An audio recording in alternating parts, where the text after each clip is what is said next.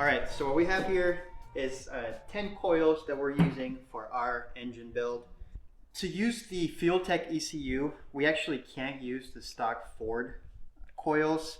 The Fuel-Tech ECU requires smart coils, or I guess you could use these coils, but you have to buy separate modules. And for our V10, we would have had to buy 2 modules. So it starts getting too complicated. We decided to go with smart coils instead. The only option we're aware of for smart coils for these 4-valve heads or in Ford, for this Ford engine, is the LS coils. So a lot of people use LS coils. They sell brackets to bolt onto the valve covers.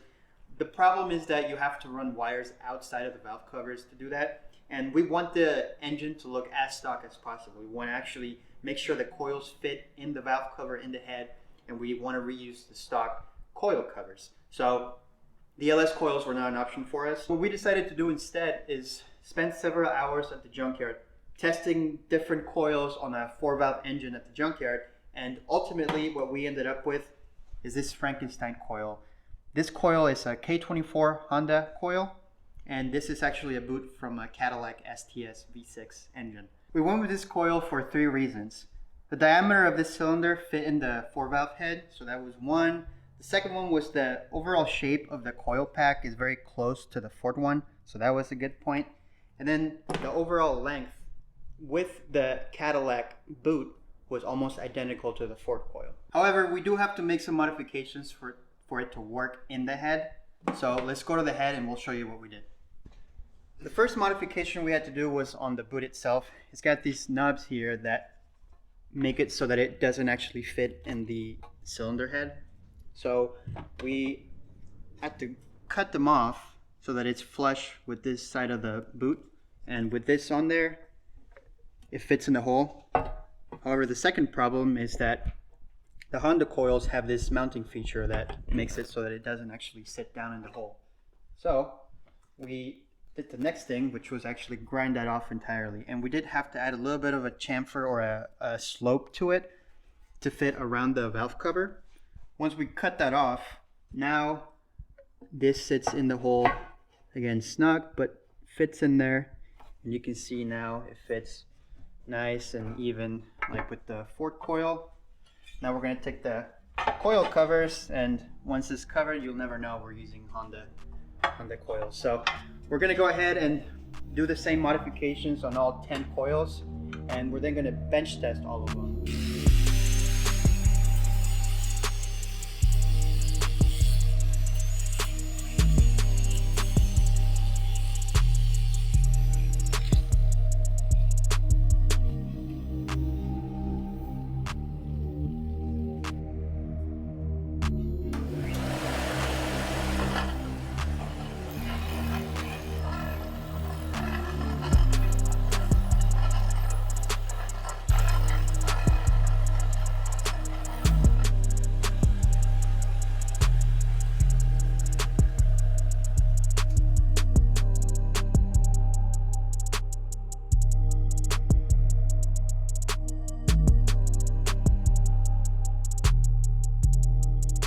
All right, so we got all 10 coils in here with some old spark plugs testing out the system. We got it firing in the V10 firing order with an Arduino back there. All the coils look to be firing good. There's no erratic spark jumping around inside, so that's good to see. So as far as we're aware, this is the first time that there's been smart coil-on plugs for a Ford 4-valve, so we're pretty proud with how it came out and how it's working. So yeah, that's it for this. So all right, now that we got the ignition system done and it's working like we want it to, we're going to move on to the fueling system. We haven't really talked much about injectors and what we want to use, but before we get there, let's actually talk about the intake manifold a little bit. So we put a poll out in the intake manifold video on what finish we should do on it. Natural aluminum just edged out the blue wrinkle finish, so we're going to go with the natural aluminum. What we did is cleaned up the top and put brush stroke marks with sandpaper, and then did a matte clear coat on the top. The sides we polished up a little bit and then put a gloss clear. We kind of really like the way this looks, so we think we're going to run with it, but let us know what you think. But one other point I want to talk about is the divider. We've been getting a couple questions about that, so we just want to address it. We intentionally put the divider there to separate the banks. And the reason we did that is because on this even fire V10, one cylinder fires right next to the other cylinder every time. So you go side to side, side to side. So the thought is, or the theory for us was that we don't want one side pulling the air from the other side after it fires right next to each other. And also from what we've seen online and looking at other V10s, they almost always have two individual plenums, and we think that's partly because of that. Even the Viper uses two separate plenums on its, and that's a Oddfire V10. So we'll see if our theory actually holds up when we get this thing on the dyno. And speaking of dyno, Richard Holner actually offered to dyno this thing for us. So we've reached out to him. He seems interested, so we're even more fired up to get this thing running and out there. So that's all I wanted to cover on the intake. Let's go ahead and move back to the fueling. So we got this fuel rail we showed you guys. We got it all made up with machined the holes into here for the injectors. And then we made up these brackets to hold the fuel rail down so the pressure doesn't lift it up. So we got 4 of these guys, 2 on each side to mount the rail to. We'll have to drill a hole and put that in there. We pocketed this out for weight savings because people have been saying we've been making our parts too heavy, so we want to take out any material anywhere we can. So these are the stock injectors that came on the engine when we got them. They're like 19 pounds an hour. They have an EV6 connector. We're not going to be using those. What we got instead are these Bosch.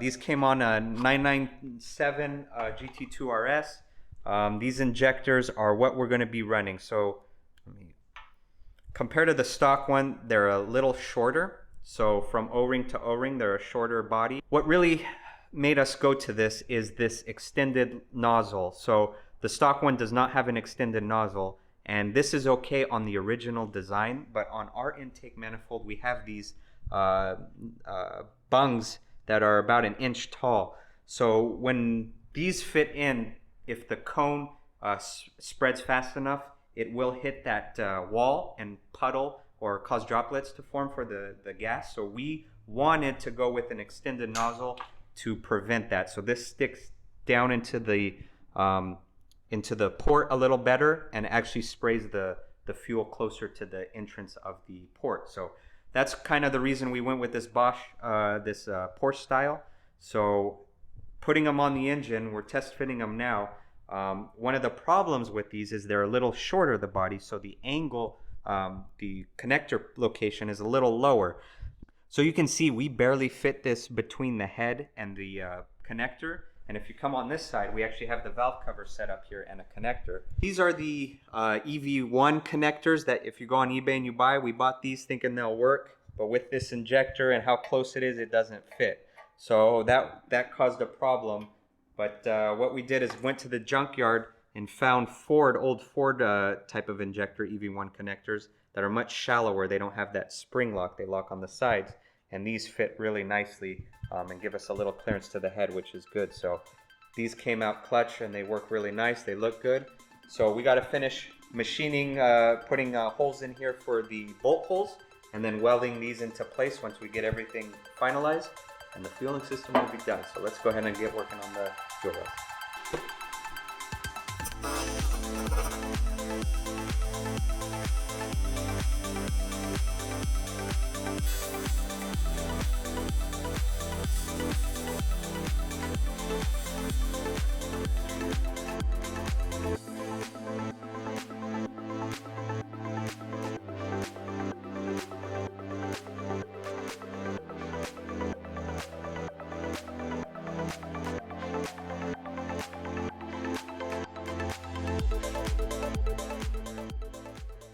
All right, there we go. We got everything done on the intake. We got those brackets made up and welded to the manifold.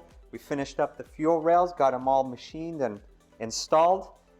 So everything's done now on the intake. It's ready to go to Richard for dyno. If you don't want to miss that, don't forget to like and subscribe. All that we have left now is the fuel system itself. So we got this 4-port pressure regulator from Summit because we're going to be running a line to each of the fuel rails separately. And then the fuel tech has an integrated map sensor. So we just have to plumb a vacuum line from the intake manifold down to the map sensor. And this thing's going to be ready. All right, so we had to take the oil pump apart again. I was putting this thing on the engine, trying to line up the gear with the crank, and it wouldn't spin. So we knew we had a problem. Right now, we have the outer gear in there, and just hand tightening these two, I cannot spin this outer gear. So That's the billet one. yeah, that's the billet one. These are the original ones. Luckily, we kept it. So we know we have some problem. And what we actually found when we were taking this apart is as soon as we crack these open, right, we could spin it nice and easy. But so I think you could hear it. So there's play back and forth, and it's not because this is not flat or anything. This is the original one. This is nice and solid. I could torque it down. It spins really easy. So the one that came, this is an M360 pump from Melling.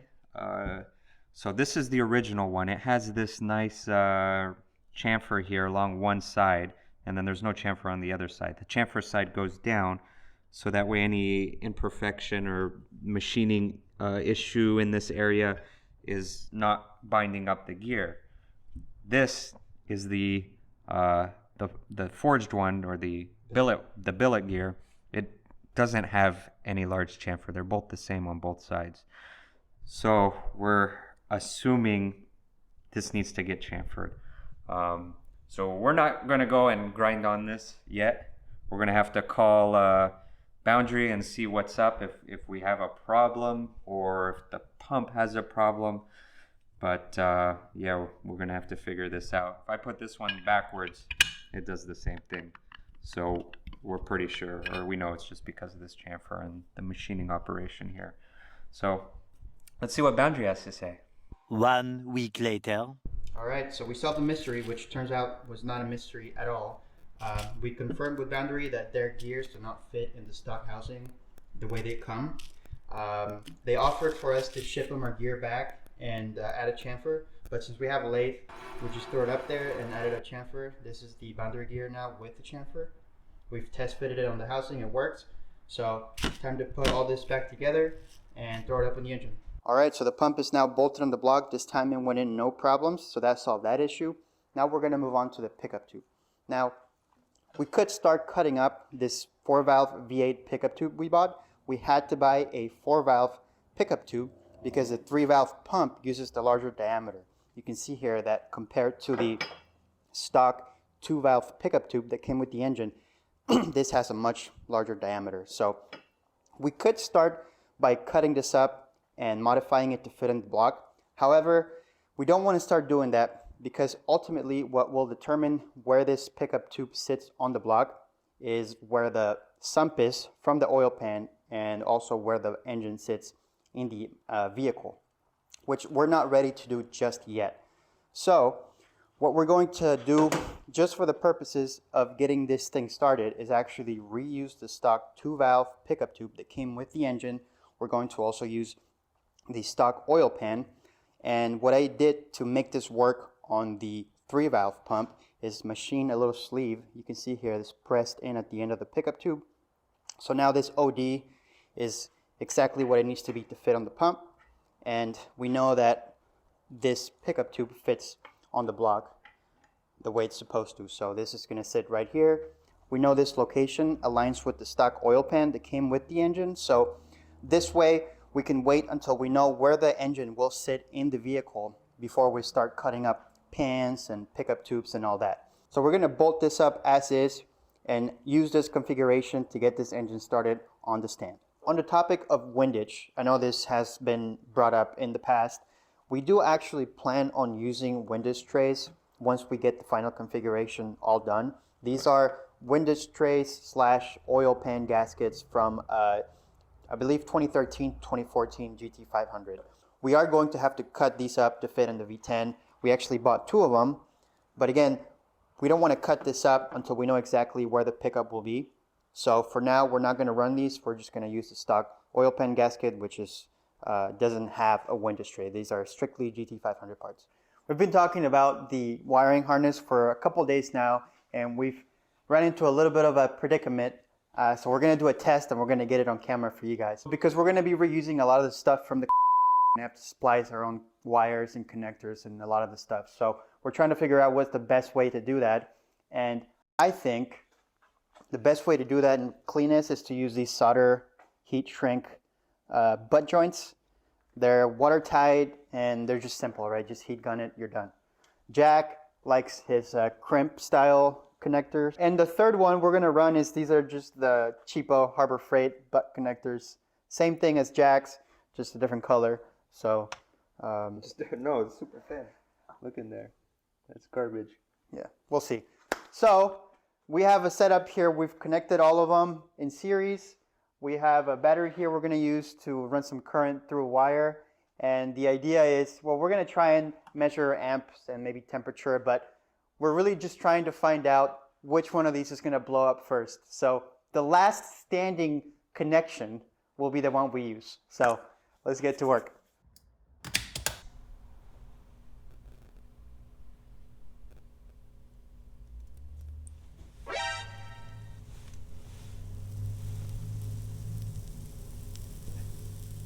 Well, I did So, not go like flame. Turns out they're all perfectly adequate for... The wires are limiting factor. I think this is cheap wire. Yeah. Smoke everywhere. So the test we did last night was fun. A lot of smoke, but it really didn't tell us anything. So we decided to get a little more scientific about it. So what we're going to do is measure voltage drop across each of the crimps. So we have, again, the Harbor Freight terminal. We have the solder joint. And then we have the higher quality butt connector uninsulated. We also doubled the length of the feed wire, so hopefully that'll bring the current down and allow it to last longer. So what we're gonna do is put it 5 seconds direct to the battery, shorting across this wire. We're gonna make sure before every test, the temperature of the wire is the same, so that way you'll have the same drop. And then we're gonna record for 5 seconds each one of them to watch how the current, the voltage drop across it changes over time, and see which one gives us the lowest. The lowest number is the lowest voltage drop, which means this has the lowest resistance. So that would be the best connector or butt splice. So let's go ahead and do it. Okay, ready?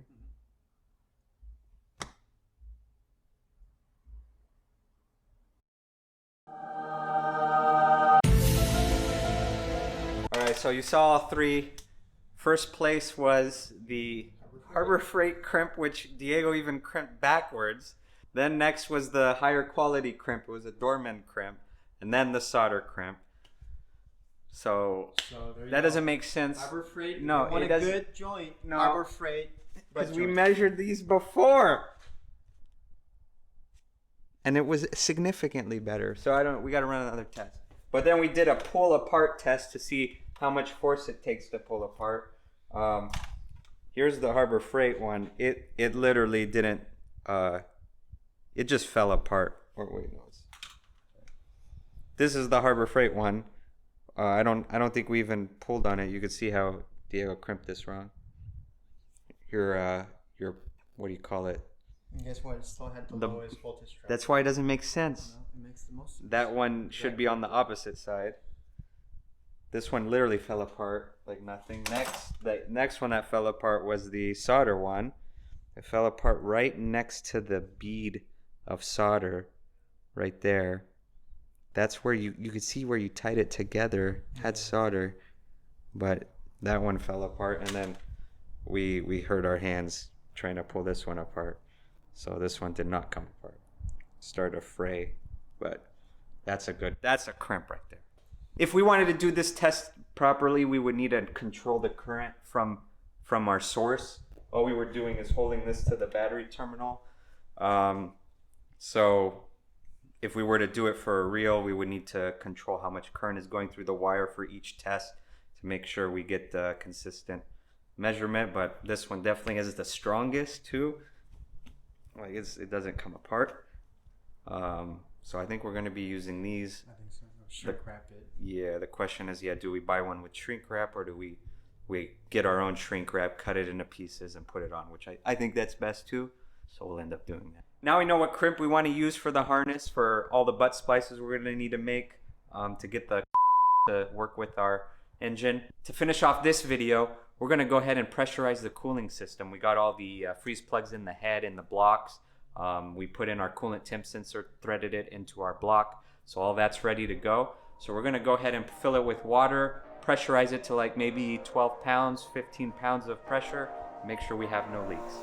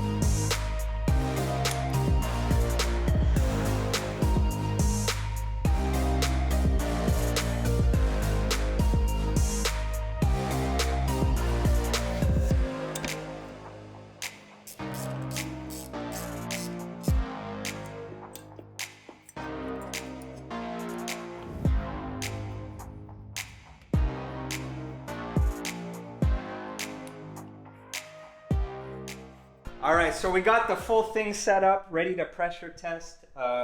We put on the thermostat housing, then we put a couple plugs and some hoses we had. All of this is set up, tightened. The heads are torqued to spec. We're using some MLS gaskets we have for this. All the O-rings are in. Right? Yeah, all the O-rings are in, so we put all of these in, tighten them down. This is how it's going to sit in the vehicle. Our coolant temp sensor has been tapped and installed. We just put a bypass here for the heater, so just to keep that sealed. All the freeze plugs are done. So that's the plan. Well, we could put water, but I think I'm gonna just blow in this, and we could see if there's an obvious leak, we'll be able to hear. But we'll put water inside and then pressurize it with air to like 15 psi. But let's see if I have about 15 psi lung pressure, so we'll see. Don't make noise, please don't leak.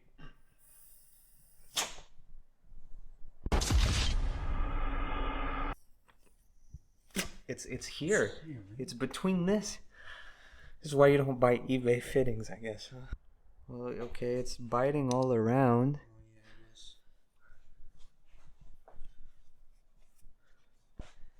At the bottom, yeah. Oh. A few moments later.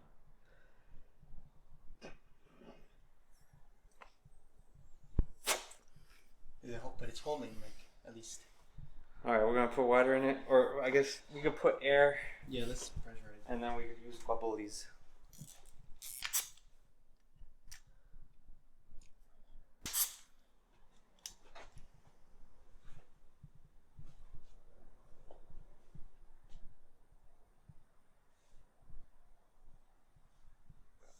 So, and that's how this video will end. Yep. So the actual cooling system, it's not leaking anymore. We fixed that, but the heads are leaking. This one in particular is pretty bad. This one is leaking just a little bit. You can see some air coming out from the bolt holes. Bubbling there. So we're gonna have to figure out a way to seal the heads now that they're fully welded. All right, so we got a couple leaks, okay? Let's be honest. I think what we did wrong is when we put these heads together, we leak checked the welds of those plates. And when we did that, we never grinded on the weld. But then when we put the heads on the block, the welds were so tall that they couldn't fit together. So we grinded those down, we sanded them down. And I don't think we ever leak checked after doing that. Nope.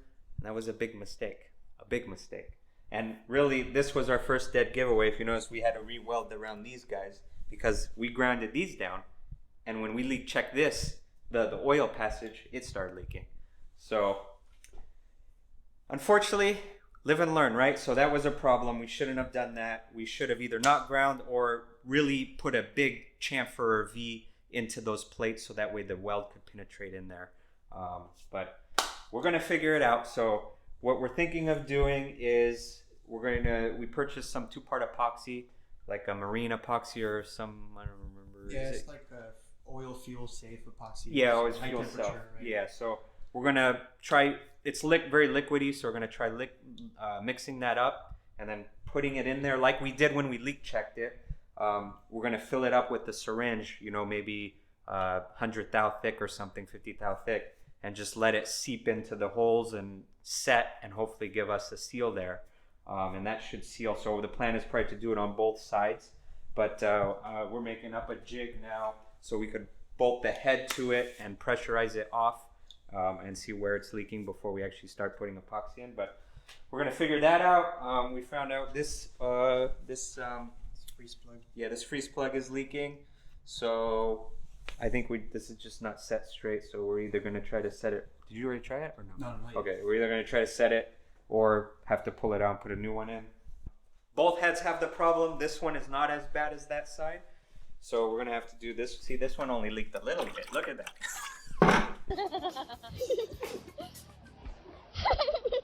Oh, don't. So we did get a few things done in this video. Let's take a look at the list and see what we got. So we finished the fuel rail brackets. Those are done.